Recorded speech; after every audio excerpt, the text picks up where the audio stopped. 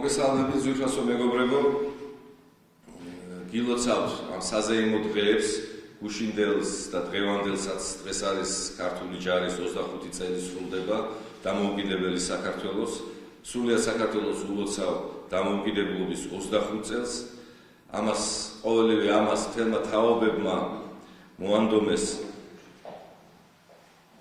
თავიანთი ცხოვრება, არა მხოლოდ ჩვენმა თაობებმა, ჩვენი მშობლების, არამედ წინა თაობებმა სისხლია ყოველივე ამაში ჩადებული და დიდი დღე არის ეს და ჩვენი დღევანდელი უდღეული ხელისუფლება რატომაც ტყუილად თვითონ მიიწევს ყოველივე ამას, როგორც გუშინ გამოჩნდა მათ გამოსვლებსა და ინტერვიუებში და ყველაზე სასაცილო და გულსატკენი იყო ის, რომ იმ დროშის ფონზე, რომელიც ფრიალებდა დამოუკიდებელი საქართველოს დროშის ფონზე, არავის არ გაახსენდა, არც პრეზიდენტს, მთავარსარდალს, არც ერთ ჩინოსანს ეხსენებინათ ის ადამიანი, რომლის დაბადების დღეს იყო, მერაბ კოსტავას გულისხმობდა, რომელსაც ყველაფერი გააკეთა იმისათვის, რომ ის დღე დამდგარიყო თავის თანამებრძოლებთან ერთად და ჩვენს წინაპრებთან ერთად. იქ ვინც იდგა იმ ამაღლებულ ადგილას, მაღალ ჩინოსნებიდან ყველამ ერთად აღებულმა არ გააკეთა. მიათედიც კი, რაც ბატონ მერაბ კოსტავამ გააკეთა და გულსატკენია, რომ ყველაფერზე ილაპარაკეს მათ, მაგრამ არ ილაპარაკეს ძირითადზე. რატომ? იმიტომ, რომ ჩვენ ყოველთვის ვამბობდით, ეს არაა პოლიტიკური განცხადება, მხოლოდ ეს არის საქართველოს მოქალაქის განცხადება, რომ დღევანდელ ხელისუფლებას ეროვნული ცნობიერება და სახელმწიფოებრივი აზროვნება არ ახასიათებთ, მაგრამ მათ ძალიან კარგად ახასიათებთ კუნტროში და გუნდრუკის კვლევა, თუ კი ვინმე დაინახეს უცხოეთიდან ჩამოსული. გუშინდელი დღე არ შემიძლია მე რამდენიმე საკითხს არ გავუსვა ხაზი, ვიცი რა, რომ თქვენი პრესსამსახურიდან ძალიან კარგად მიდის ინფორმაციები და მინდა რომ ჩვენი ხედვებიც დაინახოს ჩვენმა მოსახლეობამ. გუშინდელი დღე იყო ლაკმუსის ქაღალდი, ასე ვთქვათ, და რეალობა დღევანდელი საქართველოსი, რომელსაც ესე რეფრენად გაზრდებდა ის, რაც ხდებოდა. კონკრეტულად რა? პირველი ეს იყო ხალხის ზეიმი, თუმცა მათი დასწრების საშუალება თითქმის არ იყო თავისუფლების მოედანზე, იმიტომ რომ ისე იყო გადაკეტილი გზები და მხოლოდ ოფიციოზი იყო და შორს ქუჩებიდან უჭვრეტდნენ შიგნით რა იქ რა ხდებოდა. მეორე, ეს იყო ხელისუფლების კოკეთკობა და ბაქაბუქი, მე ვფიქრობ, სრულიად უსაგნო და გეტყვი რატომაც და კიდევ ერთხელ ვამბობ, ყოველივე ამას რეფრენად გაზრდებდა საქართველოს მოსახლეობის განსაკუთრებით დასავლეთიდან წამოსული ფრაზები. დაგვიცავით, მოგხედეთ, გვიშვედეთ. მაშინ, როდესაც თავდასხმის მინისტრი თავს იწონებდა უზარმაზარი მიღწევით და თურმე ეს მიღწევა ყოფილა ჩვენს დიდი პატივისცემა, ჩვენს ჯარისკაცებს, ჩვენს იმას კაპრალს, რომელზეცაა საუბარი, რომ მათ აქვს დღეს ამას იქით ლენტის ჯეთი სამკლაურია ეს, მაგრამ ესე გამოცხადდა ლენტის ტარების უფლება მთელი დასავლეთ საქართველო იყო ასეთივე სამკლაურებით შემოსილი, იმიტომ რომ ისინი გლოვობდნენ ჩვენი ხელისუფლების უთაობით მიტოვებულ საზღვარს. მაშინ, როდესაც ხელისუფლება ბაქიბუქობდა მიღწევებზე, მთელი საქართველო გლოვობდით იმ წუთას, განსაკუთრებით დასავლეთი უპატრონობის გამო, როგორ მოგვიკლეს ჩვენს ტერიტორიაზე, ჩვენს მიერ კონტროლირებად ტერიტორიაზე ჩვენი თანამოქალაქე. ეს არის სახე დღევანდელი ხელისუფლების. და თვითონ კიდევ ერთი დეტალიც, რომელიც კიდევ აი ამ კონტექსტში შეიძლება განვიხილოთ.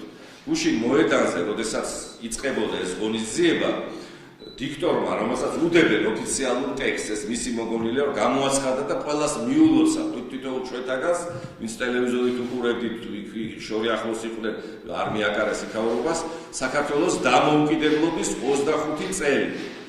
ნაცვლად იმისა, რომ ამას მოყოლოდა ეროვნული ჰიმნი, საქართველოს ჰიმნი, რაც არის დამოუკიდებლობის მიღწევის ერთ-ერთი სიმბოლური გამოხატულება.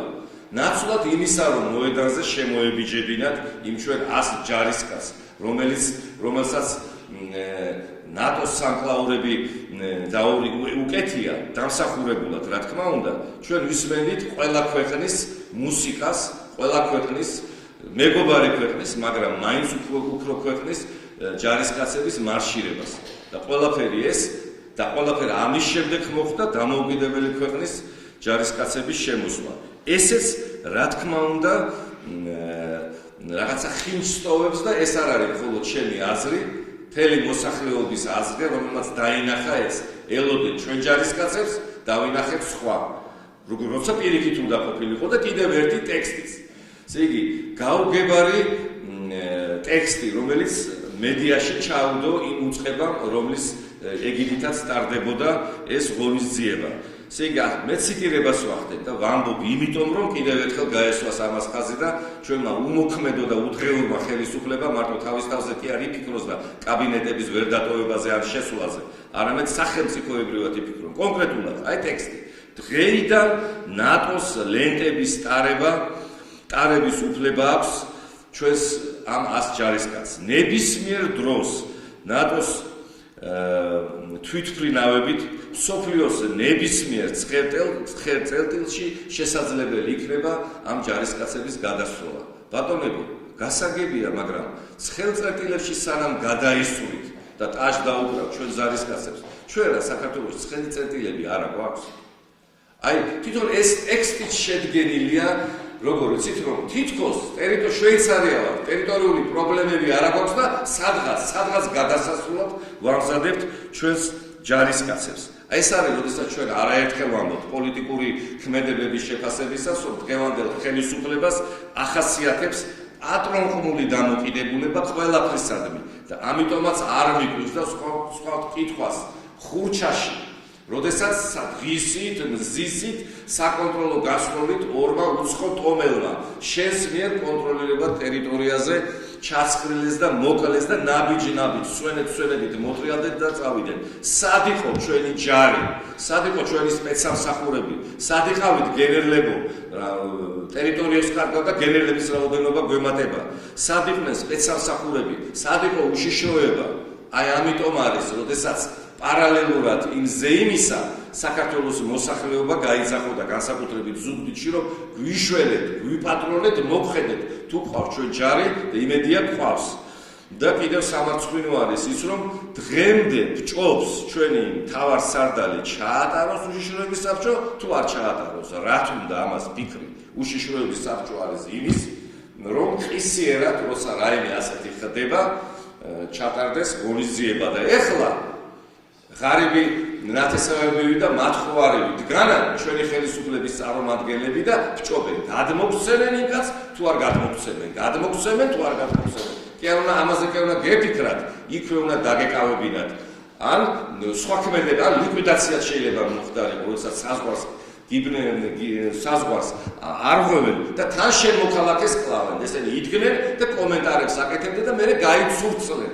ყველანი ამას მე არ ვიტყოდი რომ ჩვენი თვალით არ გვენახა ყველაფერი ეს და ამის ფონზე როდესაც გამოდიან ჩვენი ჩატიკინებული ჩინოსნები და რაღაც გაუგებარ მიღწევებზე საუბრობენ ეს არის გულსატკენი და არა მხოლოდ გულსატკენი გამაღიზიანებელი ისე როგორც გაღიზიანდა მოსახლეობა კიდევ ერთხელ ხას უსვა არა იმიტომ რომ ჩვენი ჯარისკაცები გამოდიოდნენ პირიქით მათ ჩვენი თავი შემოევლოთ, არამედ იმიტომ, რომ ესეთი ხედვები აქვს ჩვენს დღევანდელ ხელისუფლებას. აი, თქვენ ჩახსენეთ და დღეს იმართება გალშიანის ამდენი წლების შემდეგ პირველად ეს ინციდენტების პრევენციის და მაზე რეაგირების ხდომა. აი, რა შეიძლება იყოს ამის სიკეთე, ამ ყველაფრის სიკეთე? არანაირი სიკეთე არ იქნება ამ მკვდარი ხელისუფლების ხელში. მათ არ აქვს ავტორიტეტი, მათ დაციის ყველა და ეს არის ჩვეულებრივი შეხვედრა შეხვედრისათვის. რა ესეთ შეხვედრები ჯერ აქამდე რატო ყოველკვირეულად არ ტარდება ეს შეხვედრები? რატო ვერ მოაბეს თავი რომ უმაღლეს დონეზე დაიწყო მოლაპარაკებები და სანამ სახლში არ შემოგვივლეთ ჩვენ ოკუპანტი ქვეყნის ჯარისკაცები ისე არ უნდა გაინძრე რა რისი განზრევები არიან რისი თავი აქვს დაიხურა მიქუს და როგორც წინა ხელისუფლება წითელ ხიდზე გაიქცევიან იმიტომ ჩვენ ვნახეთ მათი ოპერატიულობა ჭყალებში მათ არ ძალუძს ეს არ შეუძლიათ და არანაირი იმედი არ უნდა ქონდეს. რა იმედი უნდა ქონდეს? გამოდის პრემიერ-მინისტრი, გამოდის პროკურორი, ადეიშვილის დროინდელი საგამოძიებო სამსახურის ჯერ უშტატო და შემდეგ შტატიანი თანამშრომელი და გაიძახის ჩვენ შევიტანეთ სიაში და იმედია ინტერპოლი გადმოგწეს. არაფერს არ გადმოგწეთ, ის არ უნდა გაგეშვათ. სულ გადამოსაცემა და სხვის მოსაყვანა და სხვის ჩასაბარებლად როგორ აქვს ამ ხელისუფლებას საქმე. გამაგებინეთ ერთი ცხვირწინ ყავდა მკვლელი, რომელმაც მოკლა და თან სვენები და თამაშ მოტყიალ და არც გაქცეულა. დაეკავებინა თუ თავი ქონდათ ამის. ეხლა იტყვიან რომ არ გვინდა რუსეთი გავაგიზიაროთო. თუ რუსეთის გაღიზიანება არ გინდა შედალოცულო ის ტანკები, აბრამსები და სხვები რატო შემოიყვანენ. თუ არ გედარდება რუსეთის გაღიზიანება, მაშინ დაგეკავებინა ის ან ფიზიკური ქმედებებიდან გეხორციელებინა. სად არის ლოგიკა? ამიტომ ამას არაფერს თავი არ აქვს. ესენი მუშაობენ არჩევნებიდან არჩევნებამდე, თავის შენარჩუნებიდან შენარჩუნებამდე და ამიტომ არის რომ ჩვენი დამოკიდებულება ყოველივე ამის მიმართ არის ძალიან კრიტიკული. და კიდევ ერთი, თუ შეკითხვა და მე კიდევ სამეგრელოს თემაზეც უნდა გკითხოთ იმ დაპირისპირებაზე, რაც მოხდა კურცხალის თემასთან დაკავშირებით და განცხადებები, შინაგან საქმეთა სამინისტრომაც გააკეთა განცხადება, რომ ამ ადამიანებმა თანამშრომლებს გამოძიებასთან თავიანთი სურვილი და შესაბამისად საქმე არც არის გადაკვალიფიცირებული და არ არსებობდა მათ დაკავების მოტივი, თუმცა ეს არ ნიშნავს, რომ ძიება ასევე შემოძე არ გამორიცხავს, რომ დაიკითხოს ბუკერია და ასევე კალაძე ანტიბიოტიკთან დაკავშირებით. რამდენი ეფექტურია გამოძიება? არანაირი. არც ერთი და პირი, რომელიც კადრებში ჩვენ ნახეთ არ არის. და იგივე კადრების განკაცებასაც. რა თქმა უნდა, კადრებში იქ მე როგორც შევხედე, ქონების წართულობასაც ჰქონდა ადგილი და ჯიბიდან ვიღაცას რაღაცას აცლიდა. რა შეიძლება მომეჩვენა ეს. ესენი არაფერს გამკეთებლები არიან, ითვე დავიმახსოვრეთ, ამათ ვერ გამოიძიეს წინა ხელისუფლების სისტემური დანაშაული, როცა სახეზე იყო სისხლის რუები და ამას გამოიძიებენ. რო ამობენ პოლიცია არ ყოფნისო, კი, მაგრამ ხუჩაში არ ყავდათ. იქ აბა სად აკავთ ეს პოლიცია გამაგებინეთ, სად აკავთ, რატო არ აკავთ? მეორეც ერთი